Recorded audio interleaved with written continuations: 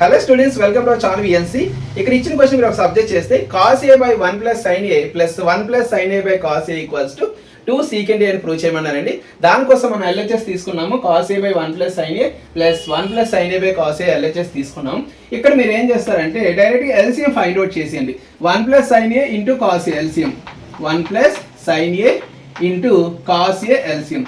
So ఇప్పుడు LCM ఇది కాబట్టి క్రాస్ మల్టిప్లై చేయాలి. cos a into cos a cos square a plus 1 plus sin into 1 plus sin a 1 plus sin a whole square.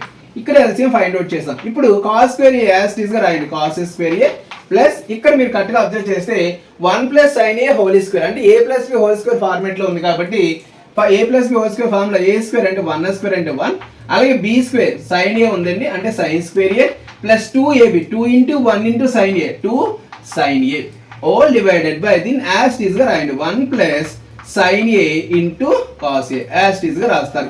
ఇక్కడ మీరు కరెక్ట్గా observe చేస్తే cos square a plus sin square a value 1 plus 1 plus remaining 2 sin a. దీని place లో 1 రాశారండి. So 1 plus remaining 1 plus 2 sin a divided by 1 plus sin a into cos a.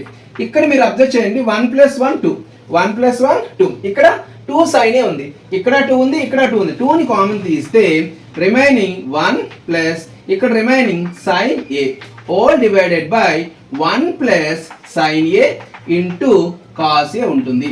ఇక్కడ 1 plus sin a 1 plus sin a cancel అయిపోతే remaining 2 by cos a. So 1 by cos అంటే reciprocal of cos ఏమవుతుందంటే secant a అవుతుంది. So 1 by cos a place లో మనం secant a రాయొచ్చు.